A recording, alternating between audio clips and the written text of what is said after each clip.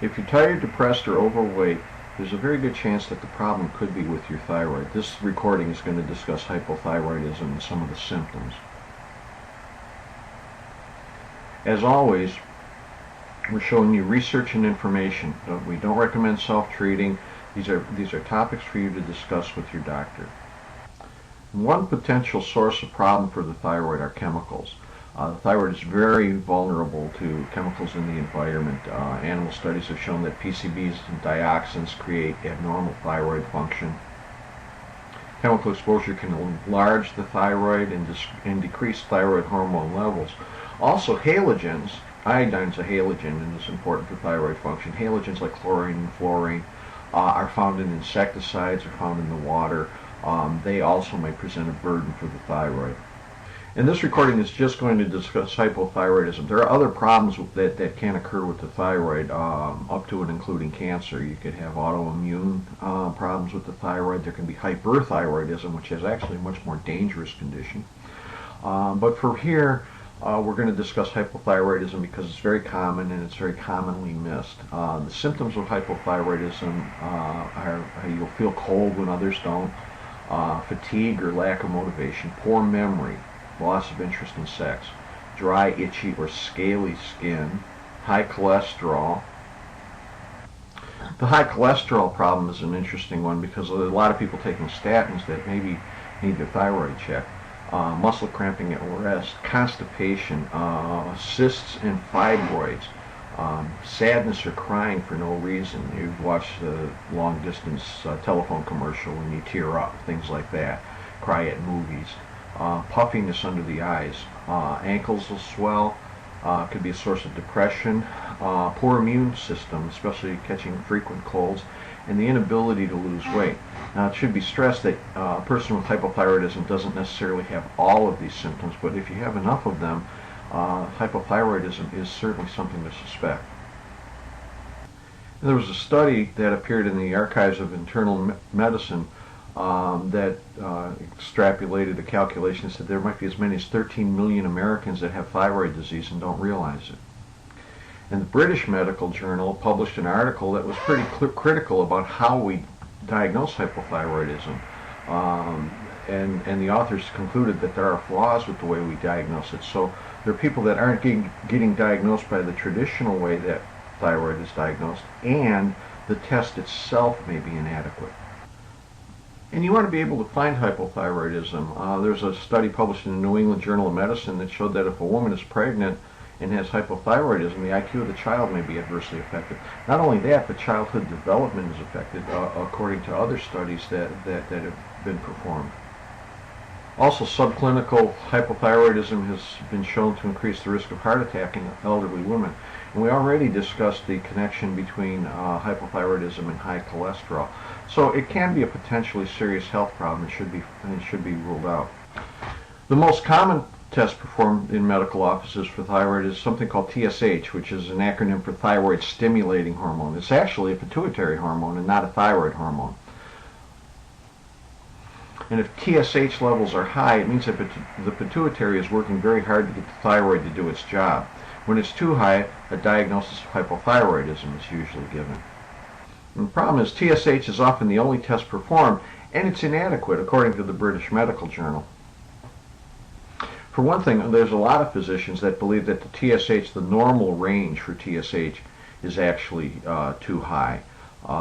It's not uncommon for a patient with a TSH value of 6 to be told that their thyroid is normal, but a lot of natural health practitioners and others believe that if it's above 3 and there's hypothyroidism symptoms present, that there might be a need for thyroid support, and the patient's symptoms may actually be due to thyroid. So to diagnose thyroid, it's probably a good idea to take a look at symptoms, temperature, and lab results that include more than TSH.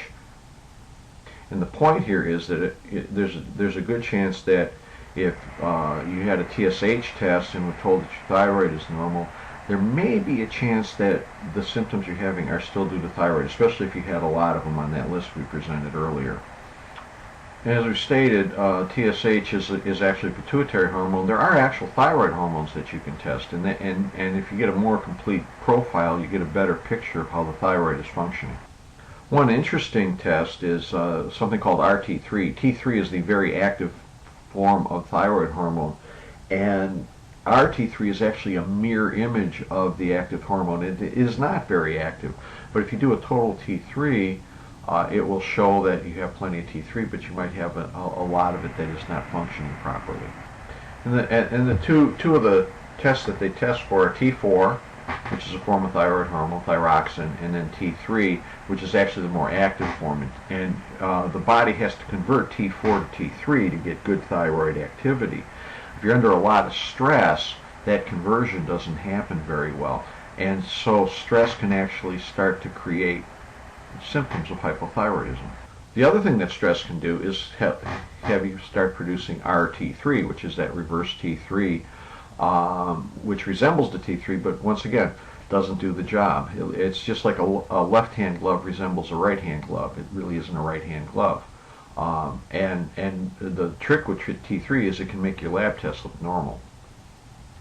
And you may have heard about temperature being used to diagnose thyroid. Dr. Broda Barnes is one of the first to recognize that hypothyroidism was commonly missed, and he wrote a book called Hypothyroidism, the Hidden Disease. And he recommended using something called basal body temperature to diagnose hypothyroidism. And the way you take an accurate basal body temperature is you use a mercury thermometer, shake it down before going to bed, and as soon as you open your eyes in the morning, put it in your armpit and hold it there for a few minutes. Normal armpit temperature, axilla temperature, should be between 97.8 and 98.2. It's lower than oral temperature, but it's also more consistent. There are things in the mouth that can affect your temperature, so this is why they use the armpit. And Dr. Barnes believed that a basal body temperature below 97.8 showed that the patient had hypothyroidism. And people with hypothyroidism do tend to have low body temperatures, which is why they commonly complain about being cold. A person with hypothyroidism be sitting on the porch in the summertime and have a sweater on. Everybody else is in shorts and t-shirts. The problem is that there are other things that can cause a low temperature. So a low temperature by itself does not indicate hypothyroidism absolutely. You really need to use all of the information. Look at the symptoms, look at the temperature and the lab work, and hopefully a more complete thing than just a TSH test. When you do all of this, and then you read between the lines. Symptoms are a big deal. If you have hypothyroid symptoms and you have some of these other indicators, there's a good chance that the thyroid is the source of the problem. In the presence of symptoms and a low temperature, a TSH higher than 2 or 3 might really mean something, even though the normal might be a 6. If it's getting up there, if it's getting past 2, and definitely if it's at 3, and the patient has hypothyroid symptoms, there's a good chance that the thyroid is the source of some of their symptoms. And just to review, symptoms of hypothyroidism: feel cold when others don't, fatigue, lack of motivation, poor memory, loss of interest in sex, dry, itchy or scaly skin, high cholesterol, muscle cramping, constipation, cysts and fibroids, crying or sadness for no reason. That's a big one. That and the cold. Puffiness under the eyes, swelling ankles, depression, frequent colds, and the inability to lose weight. And this has been a presentation of Whole Health Web. We're trying to give you information that you can discuss with your doctors, maybe get at the root of your health problems. Healthcare now costs $2.7 trillion a year and continues to go up. We feel that people that understand natural health care will fare better and have less health expense and have better quality of life.